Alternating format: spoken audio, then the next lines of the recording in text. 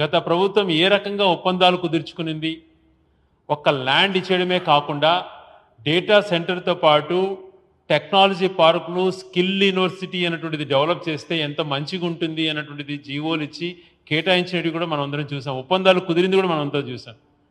అది క్రెడిట్ చోరీనే.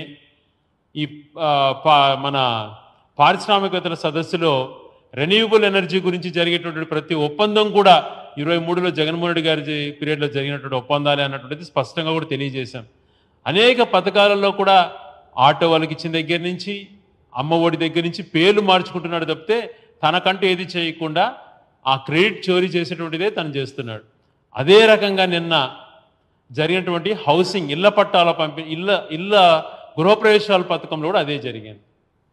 తాను పబ్లిసిటీగా తాను ఇచ్చినటువంటి అడ్వర్టైజ్మెంట్స్ కానీ విపరీతమైనటువంటి దారిలో 3 లక్షల మందికి గృహప్రవేశాలు చేయిస్తున్నాను అటువంటి మాట తన ఎల్లో మీడియా ద్వారా అనేక రంగాలలో వస్తున్న వార్తను చూసి ఏ రకంగా జరిగింది అని చెప్పి కొంచెం దానిపైన పరిశీలన చేస్తే, ఏదైతే జగన్మోహన్ రెడ్డి గారు 2019లో ముఖ్యమంత్రి అయిన తర్వాత కరోనా లాంటి మహమ్మారి వచ్చి అనేక ఇబ్బందులు జరుగుతున్నా 2020 డిసెంబర్ 25న ఒకేసారి మొదలుపెట్టి 31 లక్షల మందికి అక్కచెల్లెళ్లకు డైరెక్ట్గా ఇళ్ల పట్టాలు రిజిస్టర్ చేసే పథకాన్ని ప్రారంభించి 31 లక్షలు మామూలుగా కాదు, 31 లక్షల మందికి దాదాపుగా 71.8 వేల ఎకరాలు, 72,000 ఎకరాలలో 31.19 లక్షల మంది హౌస్ సైట్స్కి దాదాపుగా 1,15,000 కోట్ల వాల్యూ చేసేటువంటి అసెట్ క్రియేషన్ అంటే ఆస్తి పరంగా సృష్టించే విధంగా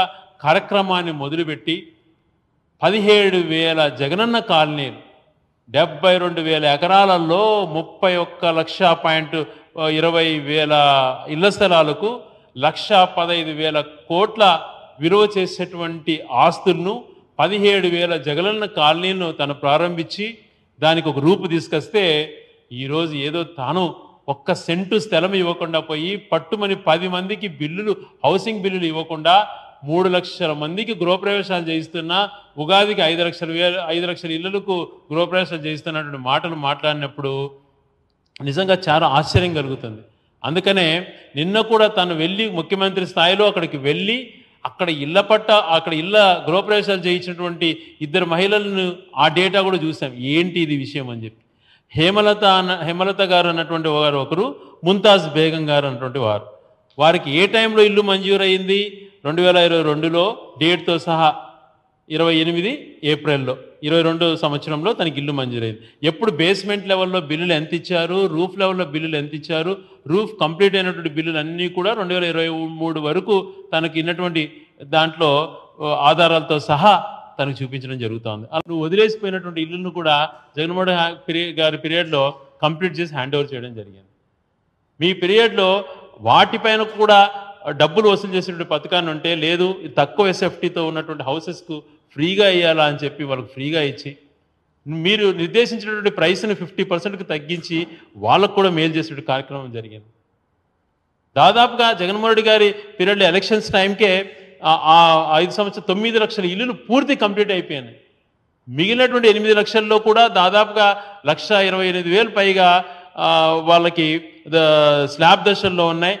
మిగిలిన స్లాబ్ కంప్లీట్ అయినవి ఉన్నాయి. మిగిలిన 1,00,000 వరకు దాదాపుగా స్లాబ్ వేసుకునే పరిస్థితి ఉంది. అందులో ఎలక్షన్ కోడ్ రావడంతో మిగిలినటువంటి అన్నీ కూడా ఎంత లెక్క అన్నటువంటిది తేలలేకపోయింది అధికారులు. ఆ రకంగా మంచి పనులు చేస్తే మీ హయాంలో ఏది చేయలేకపోగా బురజలేటువంటి కార్యక్రమం.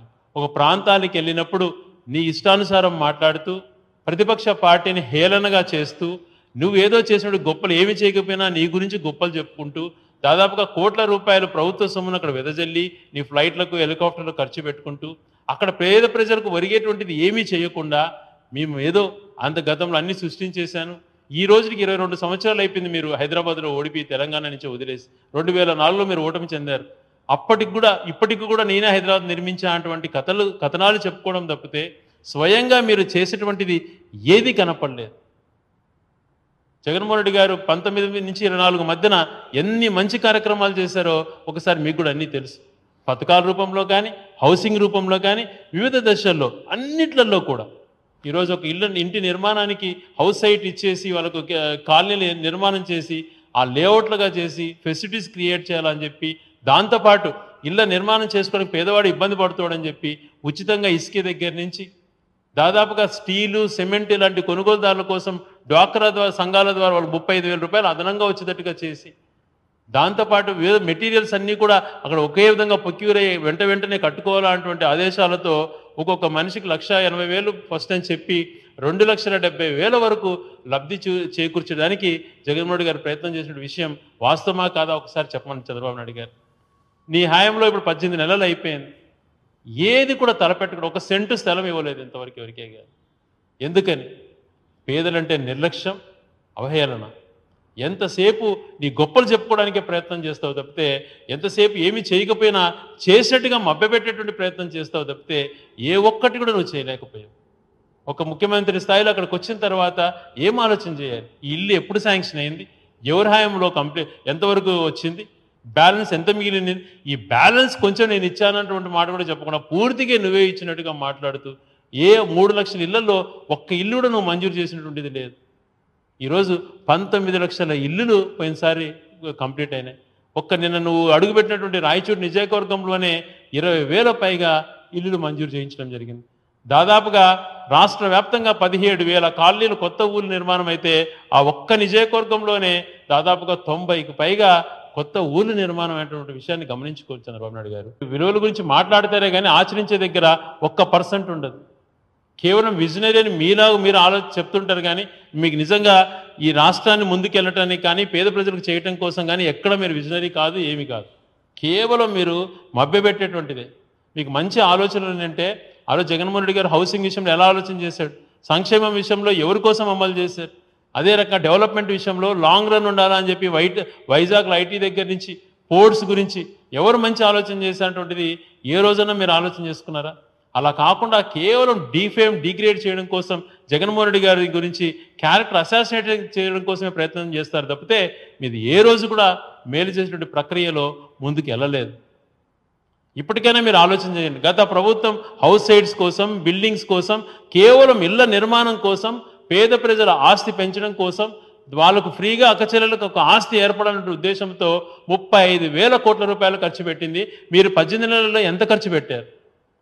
ప్రభుత్వం వచ్చిన వెంటనే నేను 4 లక్షల రూపాయలు ఇస్తానని చెప్పావు, మళ్ళీ ఎందుకు మాట మార్చేసి అసలు దాని గురించి మాట్లాడట్లేదు? దీనిపైన సమాధానం చెప్పాలి మీరు. కేవలం ప్రతిపక్షాన్ని హేళన చేసి మాట్లాడడం కాదు, ప్రశ్నించేటువంటి దాంట్లకు సమాధానం చెప్పే ధైర్యం కూడా మీకు ఉండాలి. దాన్ని ఇలా మేము చేయగలిగినామన్నటువంటి ఆన్సర్ చేసుకునే విధానం కూడా మీ దగ్గర ఉండాలి. అవి ఏవీ లేకుండా పోయినాయి. కేవలం హేళనగా మాట్లాడడం. ఈరోజు ఎన్ని కుటుంబాలను నువ్వు మభ్యపెడుతున్నావు చెప్పండి. విద్యార్థుల పరిస్థితి ఘోరంగా ఉంది. నిరుద్యోగ వృత్తి అన్నావు, అది లేదు. 20 లక్షల ఉద్యోగాలు ఇచ్చినావు, ఎక్కడ చూపించంటే మాట్లాడు. ఉద్యోగస్తుల పరిస్థితి అయితే దయనీయంగా తయారైపోయింది. అప్పుల పరిస్థితి అయితే రోజుకు గంటకు 50 కోట్లు అప్పు చేసేటువంటి పరిస్థితి తీసుకొచ్చాం. ఇప్పటికే 2 లక్షల కోట్ల పైగా అప్పుల పాలు చేసేది రాష్ట్రాన్ని. గత ప్రభుత్వం ఎంత చేసింది అనేది ఆధారాలతో సహా చూపించడం జరుగుతోంది. దానిపైన సమాధానం చెప్పావు. అన్నీ కూడా ఏది కూడా అలిగేషన్స్ చేయడమే కానీ నీ పని, బురద జల్లేది ఏదో ఒక రకంగా మీరు అడుక్కోండి అన్నటువంటిదే కానీ మంచి చేద్దాం అన్నటువంటి ఆలోచన లేకుండా దొంగదారులు ఆలోచన చేయడం, మంచి నీకు ఎప్పుడైతే నువ్వు ప్రజల్ని ప్రశ్నిస్తారన్న రూపంలో ఏదో ఒక టాపిక్ తెచ్చి డైవర్ట్ చేసేటువంటిదే రాజకీయం అనుకుంటున్నారు. అది రాజకీయం అన్నారు, దాన్ని అది స్వార్థం అంటారు. పద్ధతులు మార్చుకొని పేద ప్రజలకు ఉపయోగపడేటువంటి కార్యక్రమాలు కొనసాగించే విధంగా నీకంటూ మంచి చేసేటువంటిది, నీకంటూ ఆలోచన చేసేది ప్రజలకు శాశ్వతంగా ఉపయోగపడింది అన్నటువంటిది చెప్పుకునేటువంటి ధైర్యం నాయకుడికి కలగాలి. ఆ ఆలోచన నీకు కలగజేస్తాడని, ఆ ఆలోచన బుద్ధి నీకు రావాలా అని చెప్పి కోరుకుంటూ, ఇప్పటికైనా ఇతరులు చేసింది నీది కాదు, ఇతరులు చేసింది ఇతరులు ఎంత చేశారో వాళ్లకు అది దొంగతనం చేసి క్రెడిట్ లాక్కునేటువంటి ప్రయత్నం మానుకోవాలా అని చెప్పి హితవు చేస్తుంది.